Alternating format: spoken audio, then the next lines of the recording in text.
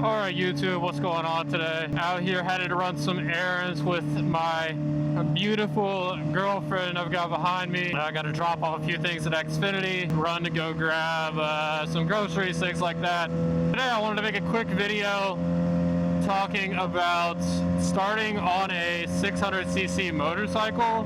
Just kind of want to relay what that's like, what it's like on a old 600cc versus a newer 600cc. I am out here riding a 2008 Suzuki GSX-R 600. I am going to also reference the newer ZX6R models from Kawasaki. So it'll be kind of a comparison of generally older bikes, not as old as carburetors, but older bikes, as well as the newer bikes.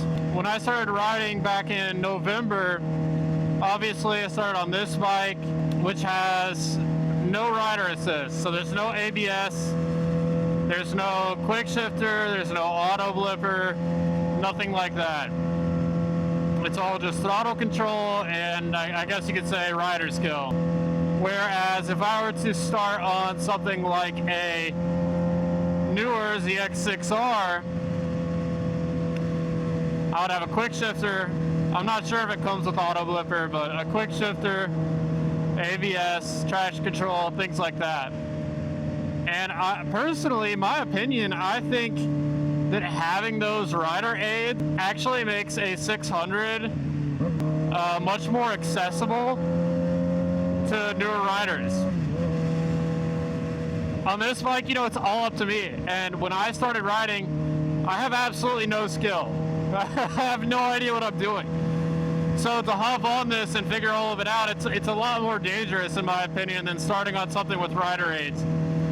You could, however, argue that with this bike, it's got rider modes. So having rider modes, sure, I can kind of, you know, make the bike lay over on itself a little bit, have a little bit less power, but I still don't think it compares to having quick shifters, auto blippers, traction control, and ABS. I just think those really make a huge difference for a newer rider. It makes things a lot more forgiving. So like I said, the rider modes, I'm not sure what year Suzuki started adding the rider modes in on. I almost want to say 2008 was when it came in. It might have been 2006, K6, K7. But yeah, I know for a fact K8, K9, and then I think it's L1, 2010. Suzuki's, they all had the rider modes. So from 2008 on, I can pretty much guarantee they've got rider modes. Those can be helpful. I still don't think it's, you know, as comparable as having full-on rider aids for a starter bike. They can be helpful. Okay guys, so we just pulled up at Xfinity here. Girlfriend's in there getting some things done. We'll talk some more about the rider modes. So on this bike, it has A, B, and C mode. C mode obviously being the slowest, A mode obviously being the fastest. Me personally, I never used any of the three modes. I, again, don't really think that was the best way to go about this. But yeah, didn't use any of the three modes. It worked out fine. I want to give a little bit of my experience on like what the first ride on the first day of taking this bike out was like. So it was super scary for me. It was pretty intense. Exhaust was loud. It came with the two brothers already on it. Bike felt heavy, etc. And the only background I really had with something on two wheels was riding mountain bikes as a kid. Taking this thing out, super sketchy. I remember even just going 30 miles an hour felt extremely fast. And I didn't really have much of a safe area to ride that was close to me. So as soon as I left the apartment complex, I was kind of on a main road. So what I ended up doing was going on this main road, and then there was a service road that was close by. So I started going up and down that, learning how to shift, understanding the brakes, the clutch, just generally learning everything. And by the end of the first day, I felt like I wasn't super scared anymore. I could somewhat control the bike. Would I recommend you just hop out on the main road on a 600cc motorcycle as a beginner rider? No, definitely not. So another thing to talk about on 600 specifically is they're kind of dead below like 8,000 RPMs. And that's one thing that really helped me early on, was that they were so dead in the lower RPM range. It just made it a lot easier to not experience jerkiness, the possibility of whiskey throttle. So in that lower RPM range, if you were to put this bike in C mode, stay below 8,000 RPMs, it's pretty tame. It's not too crazy. The bike's heavy. It's kind of weird to maneuver at first, but again, the power is not too crazy. It's only once you get past 8,000 RPMs that it starts to really want to take off on you. And I think in the beginning, that's what really allowed me to ride this bike and not end up hurt or in the hospital. And on the topic of whiskey throttle, one thing I want to mention is your hand position on the throttle. So there's a few things to note. And I'm by no means a professional rider or anything like that. I'm still very much so a beginner, but there are a few things that I've been told / heard that I think are useful to note here, things that have helped me. So 2 things. You want to keep your arms super loose. You don't want to have a lot of weight on the handlebars. So you don't want to be, super stiff armed like this. You want to be nice and loose. I don't know if you guys can even see, but nice and loose on the handlebars. And you want to use your core, your legs, your lower back, all those to hold yourself up. So keep the weight off the handlebars. That'll let you control the bike a lot better. You won't be as likely to, add some input when you don't mean to, due to your body weight causing it. So that'll keep you in control of the bike, which is what we want. We want to be in control of the machine. The other tip that I will mention is your hand positioning. So let's say I'm holding on to the throttle like this. My hand is kind of over top, right? Now what happens if I pull back? You see how it wants to come straight and it's turning the throttle. That right there, that's the simplest way that I can show you how whiskey throttle occurs. Is someone's like this, the bike starts to take off, they pull back, and guess what? The bike takes off even more. So what I tried to do is keep myself loose and keep my hands flat. If I was to get jerked back on the motorcycle right now, nothing happens. The throttle does not want to turn. So that'll prevent that whiskey throttle problem.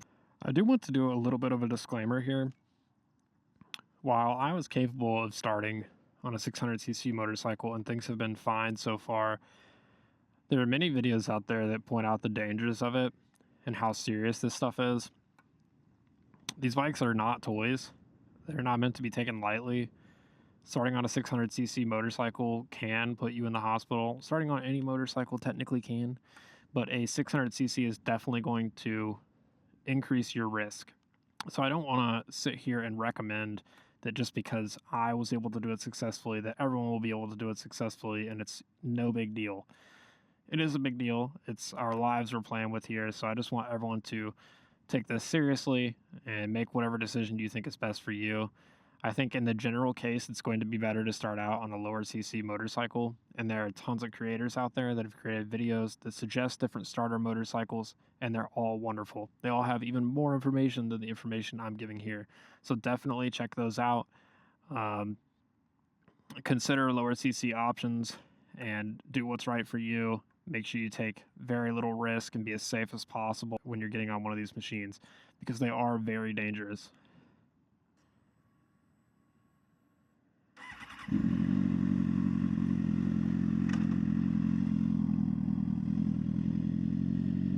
We are going to do a lighthearted pros and cons. So first, we're going to start out with the pros and cons of starting on a 600cc piss missile, and then we'll move into starting on some sort of maybe 300cc, like just a normal 300cc starter bike, Yamaha R3, whatever it may be. All right, pro number 1 for the 600cc motorcycle is a starter bike. It's loud. It is loud. Who does not want to have a super loud motorcycle? The neighbors complain, but it sounds absolutely amazing. Who doesn't want that? Pro number 2. It is extremely fast. As a starter on a 600cc motorcycle, it is faster than anything I've ever experienced, and you will still outperform 90+% of the cars on public roads. You know, everybody's talking leader bike this, leader bike that.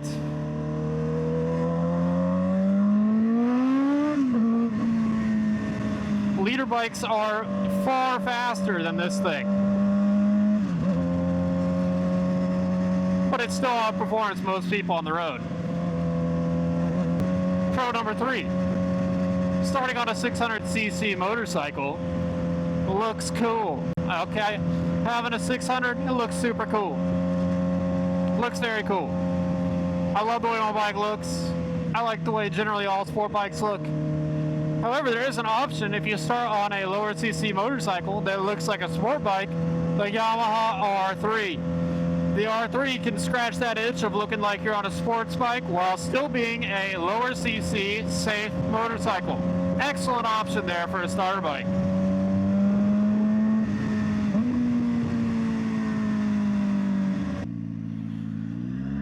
Another pro of starting on a 600cc motorcycle is, in the long run, if you don't end up in the hospital, cost savings. If you start on a starter bike, I think we can see many attest to this. A few months, a year, maybe 2 years,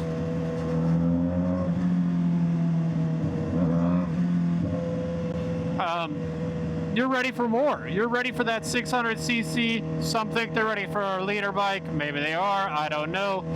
Either way, let's say you buy a $5,000 starter bike. Now, a year down the line, you need a $10,000 600cc. Mind you, you could buy one used, you know, $5,000 to $6,000. Facebook Marketplace. That's the route I went. So you're looking at like $10K total, maybe. Now, if you just start on a 600cc motorcycle, boom, $6K, done. Satisfied until this bike decides to stop working. So there can be some cost savings there. However, if you were to injure yourself, then it might not be more cost effective.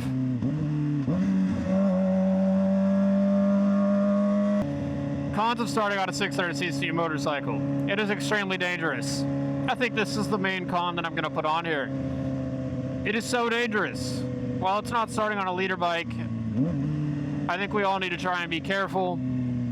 There's a lot that can be done with one of these. Top speed being around 150. Some people will say it's 170, you know, whatever. I'm going to just say 150.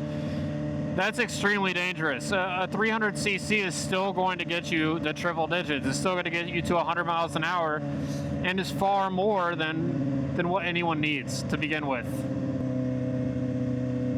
All right.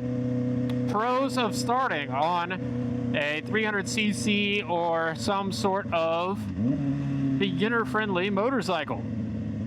It's safe. That's right. It is much safer than starting on a 600. So much safer. Pro number 2, it is not as heavy. If you are a smaller individual, maybe you're shorter, maybe you weigh less, maybe you're not very muscular, it is much easier to handle. There's not 450 pounds sitting, beneath you that you got to move around. It's maybe more like 300 something pounds, which is 100 pounds less, and honestly, it makes a ton of difference. My girlfriend rides a 300cc motorcycle. Oh, microwave, let's go. All right, anyways, my girlfriend rides a 300cc. Oh my gosh, it feels so much different than lugging around this 600cc bad boy. And that thing is so much fun.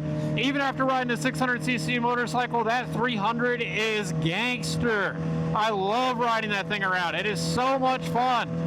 I can ring it all the way out. I can floor it wherever I'm at. Oh, it's a blast.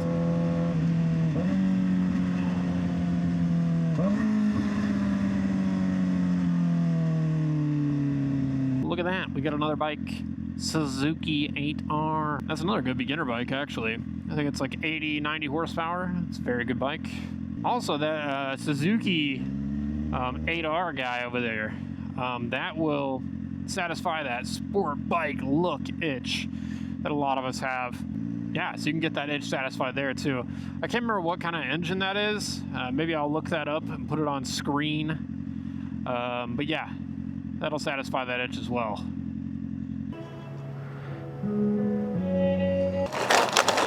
Alright guys, after a quick trip inside, we are back.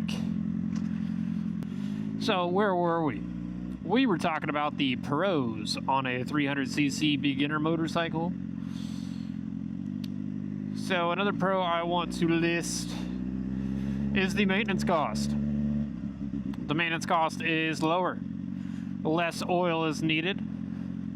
The tires are slightly smaller, both resulting in a slightly lower maintenance cost.